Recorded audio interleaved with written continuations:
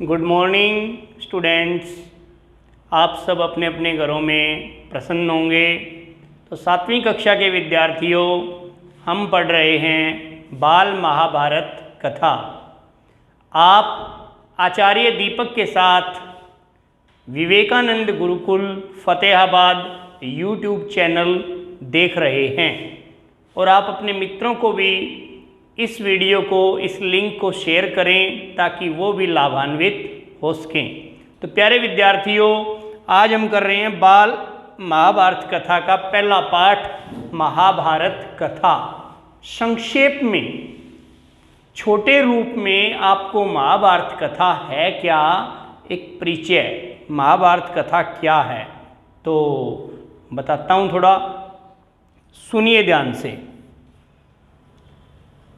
आपको एक एक बात लिख करके समझाऊंगा ताकि कोई भी आपको कन्फ्यूजन न रहे और आपको तुरंत याद हो जाए। महाभारत की कथा में क्या होता है, महर्षि पराशर, महर्षि पराशर, कौन? महर्षि पराशर। महर्षि पराशर के जो पुत्र हैं, कौन? वेद व्यास। महर्षि पराशर के पुत्र कौन? वेद व्यास। वेद व्यास जी, इनकी देन है ये महाभारत कथा। महाभारत कथा किसकी देन है? महर्षि पराशर के पुत्र वेद व्यास जी की देन है। और व्यास जी ने भी, महर्षि वेद व्यास जी हैं, इन्होंने भी यह कथा सबसे पहले किसको सुनाई? सुखदेव को। सबसे पहले कथा किसको सुनाई? सुखदेव को। पहले कथा सुखदेव को सुनाई। किसको सुनाई? सुखदेव। सुखदेव कौन था? महर्षि वेद व्यास के पुत्र थे सुखदेव। ठीक है, अपने पुत्र को इन्होंने सबसे पहले ये कथा याद करवा दी। महाभारत की कथा कंठस्थ, यानी मुख जबानी, मुख जबानी कहते हैं हमारे यहाँ कल्चर में, कंठस्थ इसको करवा दिया, याद करवा दिया इस कथा को। फिर बाद में क्या हुआ, जो दूसरे अन्य शिष्य थे महर्षि वेद व्यास जी के, उनको भी ये कथा याद करवा दी गई। और जो महाभारत की कथा का प्रचार प्रसार पूरे देश में, इस महाभारत की कथा का जो प्रचार किया, वो किसने किया? कथा का प्रचार प्रसार, कथा का प्रचार प्रसार किसने किया? वो किया महर्षि वैशंपायन। महर्षि वैशंपायन जी ने इस कथा का प्रचार प्रसार किया। कौन सी कथा का? महाभारत की कथा का। बताते हैं कि महाराज परीक्षित के पुत्र, क्या है? महाराज परीक्षित के पुत्र जन्मेजय, महाराज परीक्षित के बेटे, महाराज परीक्षित के बेटे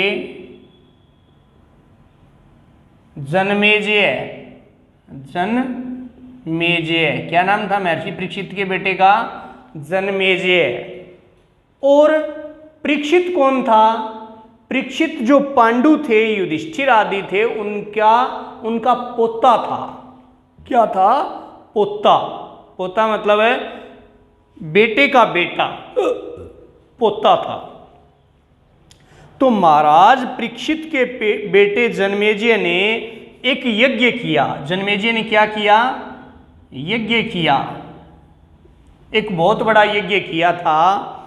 तो यज्ञ में सारे महर्षि ऋषि बुलाए गए और उस यज्ञ में कौन मौजूद थे? सूत जी भी मौजूद थे। यज्ञ में कौन मौजूद थे? यज्ञ किया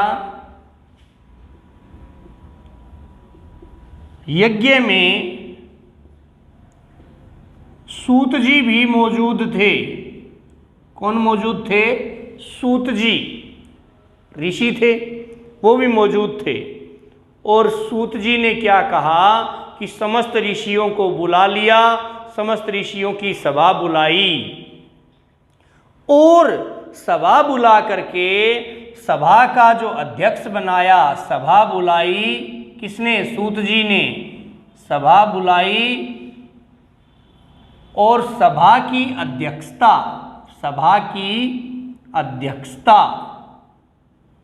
किसने की? शौनक जी ने सभा की अध्यक्षता की। महर्षि शौनक जी ने सभा की अध्यक्षता की। ठीक है, अब कथा प्रारंभ होती है। सूत जी ने ऋषियों की सभा में, सूत जी ने कथा सुनाई, महाभारत की कथा। और महाभारत की कथा आपको मैंने पहले की क्लास में एक डायग्राम करवाया था, तो उससे रिलेटेड है सारा सिस्टम। तो कथा सुनिए आप। कथा में क्या होता है? महाराज शांतनु, सबसे पहले नंबर किसका आता है? महाराज शांतनु का। और महाराज, मैं डायग्राम साथ के साथ लिखता चलूँगा। महाराज शांतनु। अब शांतनु जो थे उनकी कितनी रानियां थी? 2 रानियां थी। कितनी रानियां थी? 2 रानियां। महाराज शांतनु के कितनी रानियां थी? 2 रानियां। गंगा, गंगा का पुत्र कौन? देवव्रत। और इधर दूसरी रानी कौन थी? सत्यवती। कौन थी? सत्यवती। अब जो सत्यवती थी, सत्यवती के 2 पुत्र थे। आपको पहली वीडियो में बताया था मैंने। कौन कौन? चित्रांगद और विचित्रवीर्य।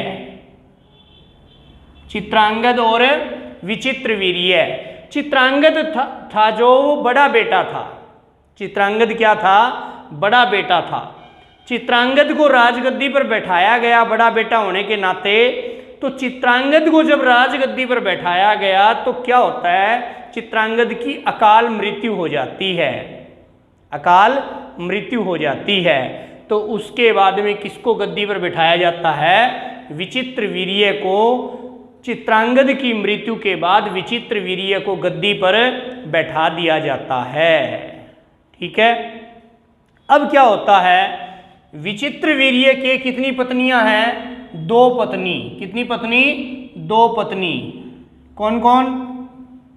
अंबिका और अंबालिका। कौन कौन?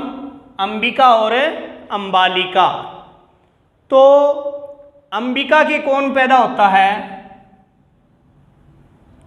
धृतराष्ट्र। और अंबालिका के पांडु। ध्यान से देखो, पहले की वीडियो में करवा चुका हूं मैं। अंबिका के कौन पैदा होता है? धृतराष्ट्र। और अंबालिका के पांडु। अब क्या था? धृतराष्ट्र थे जो वो जन्म से अंधे थे। ठीक है, तो राजनीति के अनुसार, राजकाज की जो मर्यादा है उसके अनुसार गद्दी पर किसको बिठाया गया? गद्दी पर पांडु को बिठाया गया। पांडु को राजगद्दी दी गई। क्या दी गई? राजगद्दी दी गई। ठीक है, और पांडु के कितनी पत्नी थी? पांडु के भी 2 पत्नी थी। कितनी पत्नी थी? 2 पत्नी। कौन कौन? कुंती और माद्री। पांडु की कितनी पत्नी थी? कुंती और माद्री। अब क्या हुआ कि राजकाज ठीक चल रहा था और पांडु महाराज जो पांडु थे उनसे कोई गलती हो गई। उस गलती का प्रायश्चित, पश्चाताप करने के लिए वो अपनी पत्नियों सहित कहाँ चले गए? वन में चले गए। कहाँ चले गए? वन में चले गए। पांडु, महाराज पांडु जो थे, अंबालिका के पुत्र, विचित्रवीर्य के पुत्र, जिनको राजगद्दी पे बैठाया गया था, उनसे कोई राजकाज में कोई अमर्यादित कार्य हो गया और वो अपनी गलती का पश्चाताप करने के लिए अपनी पत्नियों के साथ, कुंती और माद्री के साथ कहाँ चले गए? वन में चले गए। ठीक है, वन में कुंती और माद्री के बच्चे पैदा हुए। कौन? इनके बच्चे पैदा हुए कौन कौन? युधिष्ठिर, भीम, अर्जुन, नकुल, सहदेव। ये 5 बच्चे इनके पैदा हुए। किसके? कुंती और माद्री के। और क्या हुआ? वहाँ वन में ही पांडु की क्या हो गई? मृत्यु हो गई। बच्चे पैदा होने के बाद में क्या हुआ? पांडु की मृत्यु हो गई। पांडु की क्या हो गई? मृत्यु हो गई। जब पांडु की मृत्यु हो गई तो वन में जो बच्चे थे, युधिष्ठिर, भीम, अर्जुन, नकुल, सहदेव, छोटे छोटे बच्चे थे, तो इनका जो लालन पालन पोषण किसने किया? जो ऋषि मुनि थे उन्होंने इनका लालन पालन पोषण किया। और जब बड़ा बेटा युधिष्ठिर कितने साल का हो गया? युधिष्ठिर जब 16 साल का हो गया, युधिष्ठिर जब 16 वर्ष के हो गए, कितने साल के? 16 वर्ष के हो गए, तब ऋषि मुनियों ने क्या काम किया? इनको छोड़ने के लिए इन 5 बच्चों को और इनकी जो माता कुंती, इन बच्चों को छोड़ने के लिए वो कहाँ गए? हस्तिनापुर चले गए। कौन? ऋषि मुनि इन बच्चों को लेकर के, जब युधिष्ठिर 16 साल के हो गए तब इनको लेकर के वो कहाँ चले गए? हस्तिनापुर चले गए कि भीष्म पितामह जो बड़े थे, भाई भीष्म पितामह जी, इन बच्चों को अब आप संभालो। ठीक है, तो भीष्म पितामह शाणे थे, समझदार थे। भीष्म पितामह ने क्या किया कि राज्य के 2 भाग कर दिए। राज्य के कितने भाग कर दिए? 2 भाग। किस राज्य के? जो कुरु राज्य था उसको 2 भागों में बांट दिया गया। कौन कौन से भाग? हस्तिनापुर और दूसरा आज जिसको इंद्रप्रस्थ कहा जाता है। एक हस्तिनापुर और दूसरा इंद्रप्रस्थ। इस प्रकार से 2 भाग बांट के दे दिए। हस्तिनापुर तो कौरवों को दे दिया जो दुर्योधन आदि थे, और इंद्रप्रस्थ किसको दे दिया? इंद्रप्रस्थ दे दिया युधिष्ठिर, भीम, अर्जुन, नकुल, सहदेव। क्योंकि जो कौरव थे, जो धृतराष्ट्र के पुत्र थे, दुर्योधन आदि, वो इनसे पांडवों से ईर्ष्या करते थे। क्योंकि बहुत ही युधिष्ठिर, भीम, अर्जुन, नकुल, सहदेव बहुत ही शाणे थे, समझदार थे, बुद्धिमान थे, विवेकी थे और हर काम में दक्ष थे। इसलिए दुर्योधन आदि उनसे खार खाते थे, यानी उनसे जलते थे, उनसे ईर्ष्या करते थे, द्वेष रखते थे और उनको कई बार वो सताते थे। ठीक है, इस प्रकार से क्या हुआ कि इनको हस्तिनापुर, इनको इंद्रप्रस्थ दे दिया गया। बाद में क्या हुआ कि अब जो राजा लोग होते हैं वो खेलते हैं। क्या खेल खेलते हैं? जुआ खेलते हैं। क्या खेलते हैं? जुआ खेलते हैं। आप कभी भी जिंदगी में जुआ मत खेलना। ठीक है प्यारे विद्यार्थियों, जुआ एक बहुत ही बड़ी बीमारी है। ठीक है, नशा नहीं करना चाहिए, जुआ नहीं खेलना चाहिए, किसी को सताना नहीं चाहिए। ठीक है, अपना परिश्रम करो, अच्छे अच्छे काम करो, दूसरों का भला करो। तो क्या हुआ, जब जुआ खेलते थे और इधर कौरवों ने पांडवों को ये कह करके बुला लिया कि आओ हमारे हस्तिनापुर आओ और हम जुआ खेलते हैं। और जुए में शर्त होती है। तो क्या हुआ, पांडव जुए में हार गए और शर्त क्या थी कि 12 साल का वनवास और 1 साल का अज्ञातवास, यानी 13 वर्ष का वनवास आपने भोगना पड़ेगा। तो क्या होता है, जुए में द्रौपदी को भी युधिष्ठिर ने दांव पर लगा दिया था और अपना राजकाज सब दांव पर लगा दिया। तो युधिष्ठिर जो 5 पांडव थे उनको क्या सजा मिली थी, 13 वर्ष का वनवास। क्या मिला था, 13 वर्ष का वनवास। 13 वर्ष का वनवास, जिसमें 12 साल का वनवास तो सीधा साधा और 1 वर्ष का अज्ञातवास। अज्ञातवास का मतलब होता है कि किसी को पता नहीं चलना चाहिए कि पांडव हैं कहाँ। तो पांडवों ने 1 साल का अज्ञातवास पूरा किया, 12 साल का वनवास पूरा किया। उसके बाद वो वापिस आए तो दुर्योधन आदि जो थे उन्होंने राजकाज देने से मना कर दिया कि कोई राजकाज नहीं है, यदि तुम्हारे में दम है तो लड़के ले सकते हो। तब कहते हैं कि अपने हरियाणा में कुरुक्षेत्र में महाभारत का युद्ध हुआ था। पढ़ते हैं हम कि महाभारत का युद्ध कहाँ हुआ था। महाभारत का युद्ध कुरुक्षेत्र में, हरियाणा प्रदेश में कुरुक्षेत्र में हुआ था। तो सारे कौरव मारे गए और पांडवों ने 36 साल तक राज किया। पांडवों ने कितने साल राज किया, 36 साल तक राज किया। पांडवों ने 36 वर्ष तक राज किया। जब 36 साल तक राज करते रहे, उसके बाद में जो उनका पोता था, कौन, मैंने बताया था, परीक्षित। क्या नाम, परीक्षित।